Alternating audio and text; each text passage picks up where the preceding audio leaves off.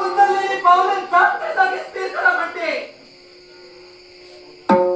अपमान अपमान आणि फक्त अपमान.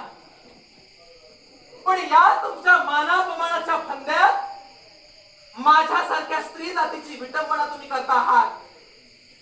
मला सांगा, भरलेले स्वयंवर मंडपात माझा मनपसंतीचा स्वयंवर, माझ्या मनानं वर निवडण्याचं व्यक्ती स्वातंत्र्य माझ्या पित्यानं मला दिलं असताना ते माझं व्यक्ती स्वातंत्र्य हिरावून घेण्याचा अधिकार तुम्हाला कुणी दिला? सुरुवात कोणी केली? मी केली की तू केली? तुम्ही केला. कशी काय? तुमच्या कृतीने तुम्ही स्पष्ट केलं ते. मग तू काय केलं ते सुद्धा मी सांगितलं. भरलेल्या स्वयंवर मंडपात तुम्ही माझा हस्त धरलात, माझं हरण करून स्वयंवर मंडपातून तुम्ही गेलात. याचं कारण काय? मी नाक मुरडलं म्हणून. हो. सुयोधन, हस्तिनापूरचे युवराज तुम्ही. मुळात नाक मुरडणं या गोष्टीवरून माझ्यासारख्या स्त्री तत्वाची जर विटंबना तुम्ही जर करत असाल तर हा तुमचा निव्वळ बालिशपणा आहे. पण तरी सुद्धा तुम्ही जर तुमच्या मतानं ठाम असाल तर मी सुद्धा माझ्या कृतीनं ठामच आहे. होय, मी भरलेल्या स्वयंवर मंडपात तुम्हाला पाहून नाक मुरडलं. पण मला सांगा, ते व्यक्ती स्वातंत्र्य माझं होतं. नाक मुरडणं या कृतीचा अर्थ काय होतो? नाक मुरडणं या कृतीचा अर्थच मुळे असा होतो, एखाद्या गोष्टीत आपली नापसंती असणं. माझ्या मनपसंतीच्या स्वयंवरात कुणाला पसंतीनं वरायचं आणि कुणाला वरू नये हा प्रश्न माझा होता. तुम्हाला वरण्याची इच्छा मला नाही, तुम्ही मला पसंत नाही, तिथं मी नाक मुरडून नापसंती दर्शवली. काय चुकलं माझं?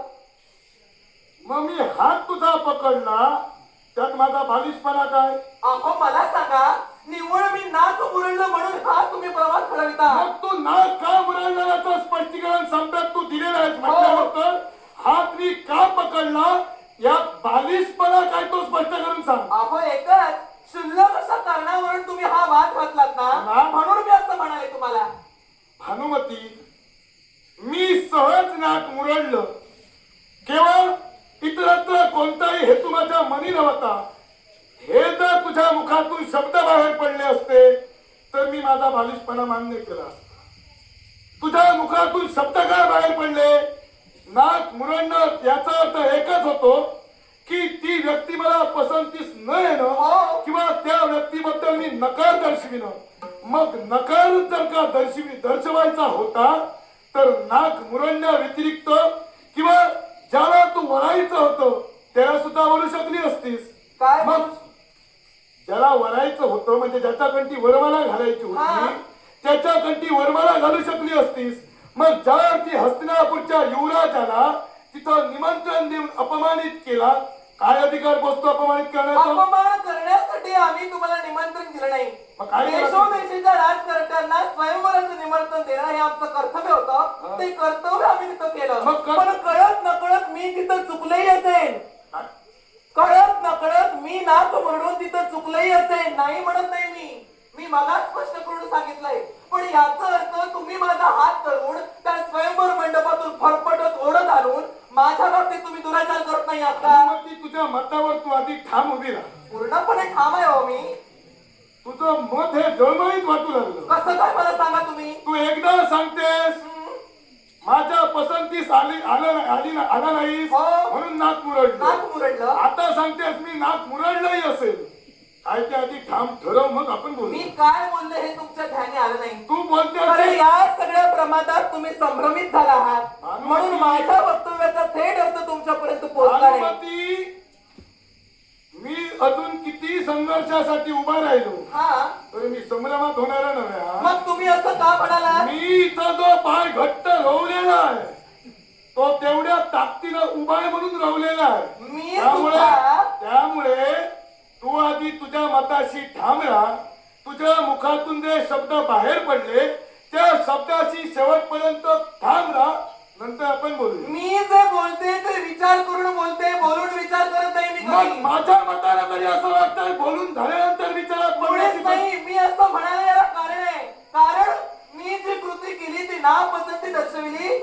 हा जर तुमच्या मतानं अचूक किंवा अयोग्य निर्णय असेल तर मी कळत असेल म्हणजे माझी कृती तुमच्या मतानं चुकली असेल, पण याचा अर्थ तुम्ही असं कृत्य करावं हे अपेक्षित नव्हतं मला. मग तुमच्या मतानं जर का स्वयंवर मंडपाच्या ठिकाणी येऊन सहज नकळतपणे तुमच्या हातून जर का चुका घडू शकतात, मग त्या चुका निदर्शनास आणून दिला हे आमचं चुकलं की का? अहो भरलेल्या स्वयंवर मंडपात माझं हस्त धरून तुम्ही फडफडत ओढत घेऊन आला, ही तुमची कळत नकळत चूक झाली. मग भरलेल्या स्वयंवर मंडपात नाक मुरडलं हे कळत नकळत झालं की का? नाही सुयोधन, मग तुम्ही तुमच्या तत्वाची बाजू मांडता. मग तुम्ही तुमच्या तत्वाची बाजू मारता. मुळीच नाही.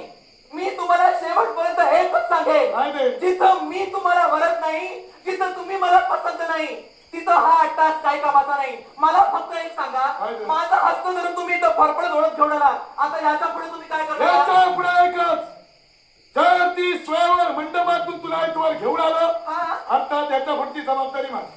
कसली? याच्या पुढे हस्तिनापुरात घेऊन जाईल नपेक्षा इतरत्र कुठेही घेऊन जाईल. सौभाग्यात अर्धांगिनी म्हणून तुला याच्या पुढे मी ठेवीन. मला गरज नाही. काय? तुमच्याशी लग्न करण्याची मला गरज नाही. या तत्वाची तू ठाम आहे. मला जर लग्न करायचं असतं तर तेव्हाच तुमच्या कंठी माळ घातली असती. पण असंही धरून तुम्ही जर मला हे सांगत असाल तर मी एकच तुम्हाला सांगेन हा. की तुम्ही कृती केलात ती चुकीची कृती केलात, काय? आणि या कृतीचा पश्चाताप मी तुम्हाला घडवून ए देईन. भानुमती, पश्चातापाच्या गोष्टी या सुयोधनाला शिकवू नकोस. मुखातून शब्द माझ्या काय बाहेर पडले?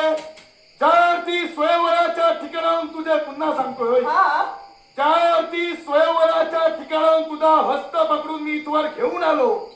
अर्थात तुझ्याशी विवाहबद्ध होणं मला क्रमप्राप्त आणि कर्मप्राप्तच आहे. मग मी आणि या तत्वाची मी ठाम आहे. तुला लग्न करायचं नसेल तर तसं सांग. मी सुद्धा माझ्या तत्वाशी ठाम आहे. हा. कारण ज्यानं माझ्या स्वयंवर मंडपात येऊन हा सगळ्या स्वयंवर मंडपाचा विध्वंस केला, ज्यानं माझ्या जीवनात अशी दुर्दशा केली, त्याला मी मरणार नाही. बरोबर लागेल. नपेक्षा याच्या पुढे तुझ्याकडे पर्याय काय दुसरा असेल तो ही पर्याय. जबरदस्ती झाली तुमची सरळ सरळ. वरावं लागेल म्हणजे काय? काय शब्द प्रयोग वापर. हो, वरावं लागेलच याचा अर्थ काय? याचा अर्थ तुम्ही माझ्यावर सक्ती करता आहात. सक्ती करतोय याच्या मुळाची मग कारण करतायत ना? भानुमती, एका राज्याची तू युवराज्ञी आहे. नक्कीच. समजून न समजण्यासारखं करू नकोस. कसं काय? एखाद्या सर्वसामान्याच्या मुखातून हे शब्द बाहेर पडले असते मान्य केलं असतं. कारण भरल्या स्वयंवर मंडपाच्या ठिकाणाहून तुझ्या हस्ताला धरून मी घेऊन आलो. याचा अर्थ उपस्थितातील एकही तुझ्याशी विवाहबद्ध होऊ शकत नाही. नाही कुणी माझ्याशी विवाह केला तरी चालेल. हा? मी मानी मनाची आहे. मी भानुमती आहे. मी माझं स्वातंत्र्य कुणालाही हेरावून घेऊ देणार नाही. ठीक. माझ्या स्त्री तत्वाची रांगोळी झाली तरी चालेल, पण तुमच्या ताटाखालचं मांजर मी होणार नाही. तुमची सक्ती माझ्यावर करून मी माझ्या मनाविरुद्ध तुमच्याशी विवाह करणार नाही. इतरत्र आणि कुणी मला वरलं नाही तरी चालेल. जन्म अविवाहित राहून मी माझं जीवन पूर्णत्वास नेईन. पण तुमच्या या पोकळ धमकीला जुमानून मी तुमच्याशी विवाह करणार नाही. लग्न करणार नाहीस या तत्वावर तू ठाम आहेस? पूर्णपणे. लग्न जर का करायचं नसेल, मी जी माझ्याकडून जी कृती घडली त्या कृतीला पूर्णत्वास नेण्यासाठी मी तयार आहे. मला तुम्ही जायला तुझी सांगता. जर तयारी नसेल तर तू जाऊ शकतो. हो, मी निश्चितच माघारी जाणार आहे. पण मी मगाच म्हणाले मी भानुमती आहे. भानुमती सहजासहजी एखाद्याला मी सोडत नाही. तुम्ही जर माझ्या जीवनाची अशी दुर्दशा केली असेल तर माघारी जाईन ती केव्हा? तुमच्या जीवनाची विटंबना करेल तेव्हाच माघारी जाईल. एवढी हिंमत येते कुठे माझ्या येथे जीवनात? कुठून? अहो, या स्त्री तत्वाचा अहंकार काय आहे ते तुमच्यासारख्या पुरुषाला कळणार मी नाही. एक लक्षात मी घे. सत्तेला करणे. तोपर्यंत भान ठेवू नये. तोपर्यंत ठीक. मी जर का बेभान झालो तर मी समोर कोण आहे याची मी काही करत नाही. मला सुद्धा त्याची काही नाही आणि मी सुद्धा त्या गोष्टीचा विचार करत नाही. माझं तत्व फक्त एकच आहे. तुम्ही जर माझ्या मनाविरुद्ध आहे असं घडवत असाल आणि आता तुम्ही मला माघारी जायला सांगता, माघारी मी कशीच जाणार नाही. जिथं माझी सखी माझ्यासाठी प्राणपणे लढते तिथं मी हात हलवत आता माघारी जाणार नाही. ही भानुमती आणि या भानुमतीचे पराक्रम काय हे कदाचित तुम्हाला ज्ञात नसते. परिपूर्ण पराक्रम तुझे मला ज्ञात आहे. हो ना? आणि म्हणूनच भानुमती आतापर्यंत मी माझं भान ठेवून बोललो. कारण तुझ्या अंगी असलेलं शौर्य सामर्थ्य, तुझ्या अंगी असलेलं पराक्रम हे मी पाहिलेले आहे. नव्हे तर मी कर्णापगणी शतगणी वार्ता ऐकलेली आहे. त्यामुळे तुझ्या मी पराक्रमांना केव्हाही दोष देणार नाही. आतापर्यंत तुम्ही माझे फक्त पराक्रम पाहत आलात. हा. आता प्रत्यक्ष त्याचा अनुभव घ्या. हा. एखादी स्त्री जेवढी शांत शीतल निर्मळ दिसते ना, जर तिच्या स्त्री तत्वावर जर कोणी घाला घालण्याचा प्रयत्न केला तर बांगड्यांचं वजन पेलणार हे मनगट हाती शस्त्र घेऊन उभं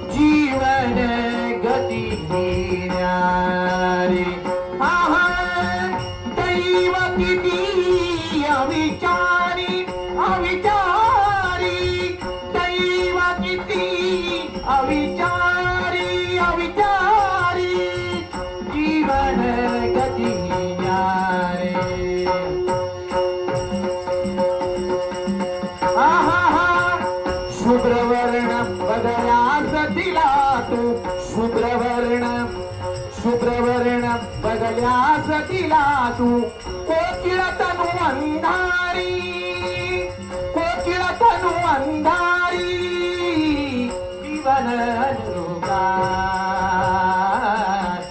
जीवन दिगती न्यारी आहा